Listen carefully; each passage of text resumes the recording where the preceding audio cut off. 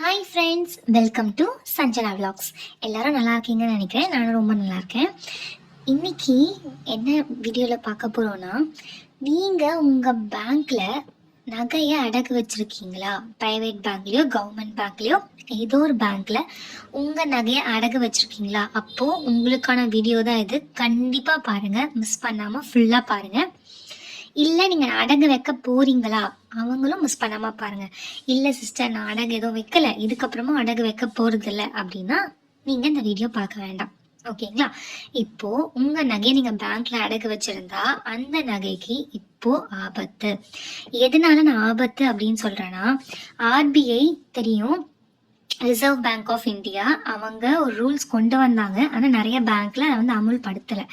என்னன்னா, நகை கடன் வந்து ரொம்ப அதிகமாக, அதாவது 30 கோடியும் 30,000 கோடி அந்த மாதிரி ஒரு பெரிய அமௌண்ட் இருக்கிற லோன்லேயே வந்து நகை கடன் தான் வந்து அதிகமாக வந்து வாங்குறாங்க அப்படின்னு ஆர்பிஐக்கு தெரிஞ்சு, ஆர்பிஐ ரூல்ஸ் என்ன போட்டிருக்காங்கன்னா, ஒரு வருஷத்துக்குள்ள அடகு வச்ச நகையை மீட்கணும் அப்படின்னு. சரிங்களா? ஒரு பாயிண்டாக பார்க்கலாம். ஒரு பாயிண்டாக எழுதி வச்சுருக்கேன். ஆர்பிஐ நிறைய ரூல்ஸ் வந்து கொண்டு வந்திருக்காங்க. இது வரைக்கும் உங்கள் பேங்க்கில் அது பண்ணலாம் கூட இந்த வருஷத்துலேருந்து, இந்த ஜனவரி மாதத்துலேருந்து அது அமலுக்கு வந்துடுச்சு. ஓகேங்களா? நிறைய முடிவு பண்ணியிருக்காங்க. நான் எல்லாம் டீட்டெயிலாக சொல்கிறேன். வீடியோவை ஸ்கிப் பண்ணாமல் ஃபுல்லாக பாருங்கள். என்னன்னா, நீங்கள் எந்த பேங்க்ல நகையை அடகு வச்சிருக்கீங்களோ அந்த பேங்க் போயிட்டு கேளுங்க. இப்போ பேங்க்ல நகையை அடகு வச்சிருந்தா, நான் வச்சிருக்க பேங்க்ல வந்து முதல்ல வைக்கும் போதே நீங்க 6 மாசத்துக்குள்ள மீட்பீங்களா இல்லைன்னா 1 வருஷத்துக்குள்ள மீட்பீங்களான்னு கேட்பாங்க. ஓகேங்களா? அப்போ அந்த மாதிரி கேட்கும் போது கம்மியான அமௌண்ட்டா இருந்தா 6 மாசத்துக்குள்ள எடுத்துடலாம். இல்ல அதிகமான அமௌண்ட்டா இருந்தா 1 வருஷம் தான் ஆகும். நான் வந்து எல்லாமே எனக்கு 1 வருஷத்துக்குள்ள மீட்கிற மாதிரி தான் வச்சிருக்கேன். சரிங்களா? அப்போ 1 வருஷத்துக்குள்ள நான் அந்த நகையை மீட்கலைன்னா, இதுக்கு முன்னாடி எப்படி இருந்துச்சுன்னா, அதாவது நான் வந்து இப்போ 1 லட்ச ரூபாய்க்கு வச்சிருக்கேன்னு வச்சுக்கோங்களேன். ஒரு 5 சரண் வச்சிருக்கேன், 1 லட்ச ரூபாய்க்கு வச்சிருக்கேன். ஓகேங்களா? அந்த 1 லட்ச ரூபாய் நான் கட்ட வேண்டாம். அந்த வருஷத்துக்கு வட்டி வந்திருக்கும் இல்லையா, அந்த வட்டியை மட்டும் நான் கட்டிட்டு ரெனவல் பண்ணி வச்சிடலாம். இதுதான் வந்து நான் பழைய பேங்க்ல வச்சுட்டு யூஸ் பண்ணிட்டு இருப்பேன். நான் சொல்லியிருக்கேன் என் பழைய வீடியோல, நான் வந்து சிசி பேங்க்ல தான் வைப்பேன் அப்படின்னு சொல்லிட்டேன். ஓகேங்களா? அந்த பேங்க்ல இப்படிதான் நாங்க வந்து வைப்போம். இப்போ எல்லா பேங்க்லயுமே ரூல்ஸ் மாறிடுச்சு. அதனால நீங்க எந்த நகை அடகு வச்சீங்களோ பேங்க்ல, அந்த பேங்க்ல போயிட்டு என்ன நிலவரம்னு விசாரிச்சுக்கோங்க. ஓகேங்களா? இப்போ இதுக்கப்புறம் ரெனவல் கிடையாது. ரெனவல் கிடையாதுன்னா, இப்போ 1 லட்ச ரூபாய்க்கு நான் வச்சிருக்கேன்னு சொன்னேன் இல்லையா, அந்த 1 லட்ச ரூபாய் நான் முழு தொகையை கட்டி, அதுக்கான வட்டியும் கட்டி அந்த நகையை நான் மீட்டு எடுத்துட்டு வரணும். எடுத்துட்டு வந்து மறுநாள் தான் கொண்டு போய் அந்த நகையை என்னால வைக்க முடியும். அதாவது ஒரே நாள்ல அந்த நகையை கட்டி, காசு கட்டி எடுத்துட்டு அதே நாள்ல திரும்ப அந்த நகையை வைக்க முடியாது. மறுநாள் தான் வைக்க முடியும். இந்த ரூல்ஸ் வந்து ஆர்பிஐ கொண்டு வந்திருக்காங்க. இது வந்து நிஜமாவே ரொம்ப கஷ்டம் ஃப்ரெண்ட்ஸ். ஏன்னா நம்ம வந்து முழு காசை கட்ட முடியாம ஒரு எமர்ஜென்சிக்கு தான் வாங்கியிருப்போம். ஆனால் நம்ம அது ரொம்ப பெரிய அமௌண்ட்டாக இருக்கும், அதனால நம்மளை கட்ட முடியாது.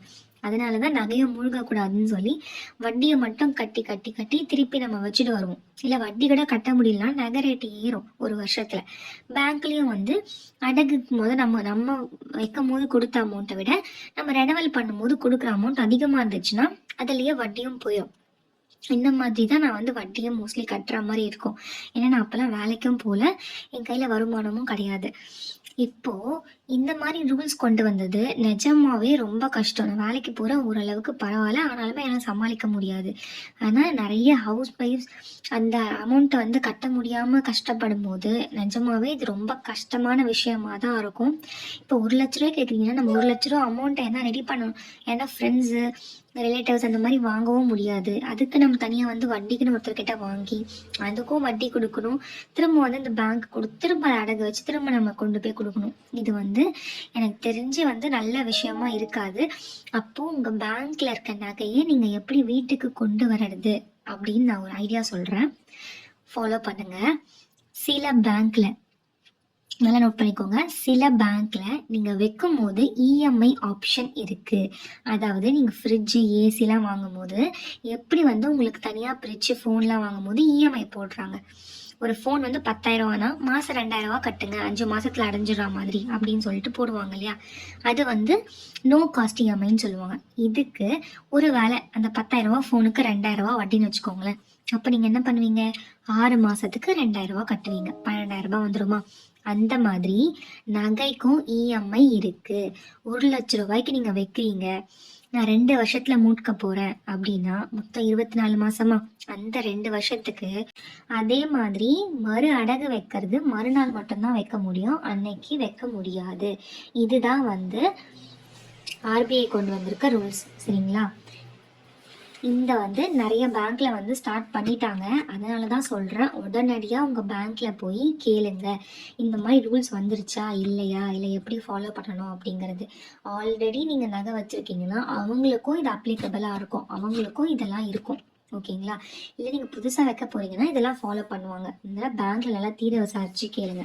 இப்போது சரிங்க சிஸ்டர், என்னால் வந்து கட்ட முடியல, என்னால் வந்து அதை மீட்க முடியல அப்படின்னா என்ன பண்ணுங்க, எனக்கு தெரிஞ்சு எஸ்பிஐ பேங்க்கில் இந்த ஆப்ஷன் இருக்குது, ஓகேங்களா. என்ன ஆப்ஷன்னா இஎம்ஐ ஆப்ஷன்.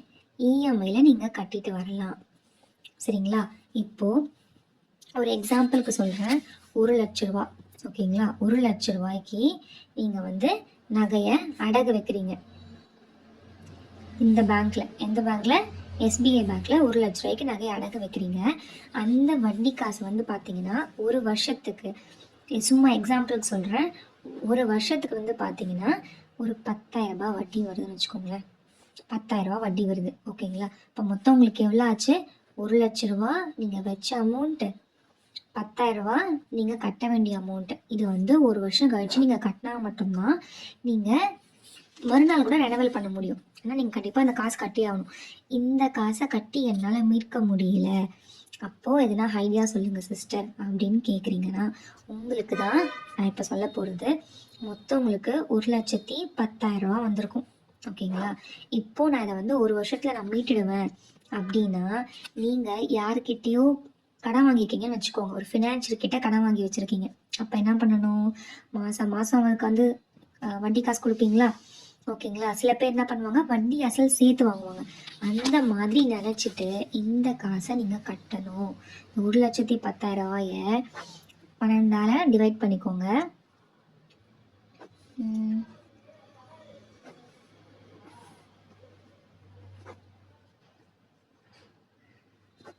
கேட்டு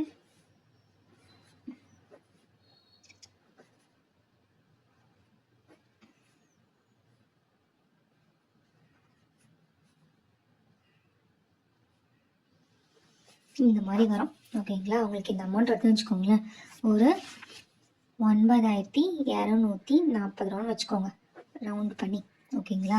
இந்த அமௌண்ட்டை நீங்கள் மாதம் மாதம் அந்த நகைக்கு நீங்கள் கட்டணும். இதுக்காக என்னால் மெனக்கட்ட பேங்க்கு போக முடியாது சிஸ்டர், மாதம் மாதம் பேங்க் போய் என்னால் கட்ட முடியாது அப்படின்னு நினைக்கிறீங்களா, கவலையே வேணாம். நம்ம ஃபோனில் எல்லாமே வந்துருச்சு, ஓகேங்களா. நீங்கள் அடகு வைக்கும் போது உங்களுக்கு அதில் ஒரு நம்பர் கொடுத்துருப்பாங்க, அதுதான் உங்களுக்கு லோன் அக்கௌண்ட் நம்பர். அடகு வச்சுருப்பீங்கள்ல, அப்போ உங்களுக்கு ஒரு சீட்டு கொடுத்துருப்பாங்க. அந்த சீட்டில் இந்த ஒரு லோன் அக்கௌண்ட் நம்பர் எழுதியிருப்பாங்க. நீங்கள் பேங்க்கில் கூட காட்டி கேட்கலாம், என்னோடய லோன் அக்கௌண்ட் நம்பர் எதுன்னு சொல்லிட்டு. ஒரு நகை வைக்கும் போதும் அதுக்கு ஒரு அக்கௌண்ட் நம்பர் க்ரியேட் ஆகிடும், அந்த கார்டுக்கு மட்டும் அந்த நம்பர் இருக்கும், ஓகேங்களா. அப்போ அந்த கார்டுக்கு ஒரு வேளை இந்த மாதிரி இருக்குன்னு வச்சுக்கோங்களேன், இதான் அந்த அக்கௌண்ட் நம்பர், ஓகேங்களா.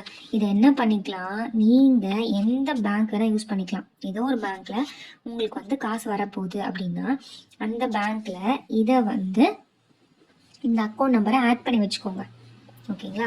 ஆட் பண்ணி வச்சிட்டிங்கன்னா ஆட் பண்ணிவிட்டு மாதம் மாதம் உங்ககிட்ட கையில் கிடைக்கிற காசை அந்த நகைக்கு நீங்கள் கட்டிக்கிட்டே வரலாம். அப்படி கட்டும் போது உங்களுக்கு அடையும். இல்லைனா ஏதோ ஒரு வட்டிக்காரங்கிட்டையோ தண்டல்காரங்கிட்டையோ காசை வாங்கிட்டு இந்த மாதிரி கண்டிப்பாக மாதம் மாதம் கொடுத்து தான் ஆகணும் அப்படின்ற மாதிரி நினச்சிக்கிட்டு சம்பளம் வந்த உடனே சொல்கிறேங்க, எனக்கு இந்த காசு எடுத்து வச்சுருங்க அப்படின்னு சொல்லிட்டு உங்கள் வீட்டு நீங்கள் செலவு வந்து பட்ஜெட் போடுவீங்க பார்த்தீங்களா, இந்த பட்ஜெட் போடும்போது இந்த காசுக்கும் சேர்த்து பட்ஜெட் போட்டுருங்க. இது வந்து லோன் அமௌண்ட்டுன்னு போட்டுக்கோங்க. லோன் அமௌண்ட்டு அப்படின்னு போட்டு அதுவும் கட்டி தான் ஆகணும் அப்படின்ற மாதிரி போட்டுக்கோங்க. அந்த மாதிரி நீங்கள் பண்ணிங்கன்னா ஒரு வருஷத்துக்குள்ளே நீங்கள் இன்னொருத்தவங்க கிட்ட காசு வாங்கி அதை திரும்ப வச்சு நகையும் மீட்க முடியாமல் கஷ்டப்படாமல் இருக்கிறதுக்கு பதிலாக இந்த மாதிரி பண்ணி உங்கள் மாதமான ஒரு அமௌண்ட் வந்து நகைக்கு கட்டி நீங்கள் அதை மீட்டு எடுத்துடலாம். இல்லை உங்களுக்கு புரியலன்னா கமெண்ட் செக்ஷனில் கேளுங்க, நான் ஃபுல் டீட்டெயில்டாக ஒரு புது வீடியோ போடுறேன். புரிஞ்சதுன்னா தயவு செஞ்சு இதை வந்து உங்கள் வாழ்க்கையில் உங்களோட மாதமான பட்ஜெட்டில் அப்ளை பண்ணி இந்த மாதிரி கொடுத்து உங்கள் நகையை மீட்டெடுத்துக்கோங்க. ஏன்னா இல்லைன்னா ஏலத்தில் போகிறதுக்கு நிறைய வாய்ப்பு இருக்குது.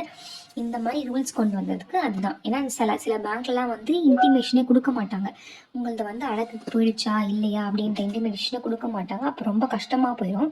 அதனால தான் சொல்கிறேன், தயவு செஞ்சு முடிஞ்ச அளவுக்கு மாதமான காசு கட்டி எடுக்க பாருங்கள், சரிங்களா? ஸோ அவ்வளோதான் ஃப்ரெண்ட்ஸ், இந்த வீடியோ உங்களுக்கு எல்லாருக்கும் யூஸ்ஃபுல்லாக இருக்கும் அப்படின்னு நினைக்கிறேன். இந்த வீடியோ யூஸ்ஃபுல்லாக இருந்துச்சுன்னா ப்ளீஸ் லைக் பண்ணுங்கள், ஷேர் பண்ணுங்கள், மறக்காமல் சேனலை சப்ஸ்கிரைப் பண்ணிவிடுங்க. அதுதான் எனக்கு ரொம்ப மோட்டிவேட்டாக இருக்கும். இந்த மாதிரி நிறைய யூஸ்ஃபுல் வீடியோஸ் உங்களுக்கு வந்துகிட்டே இருக்கும். Bye friends, take care. Next வீடியோவில் பார்க்கலாம்.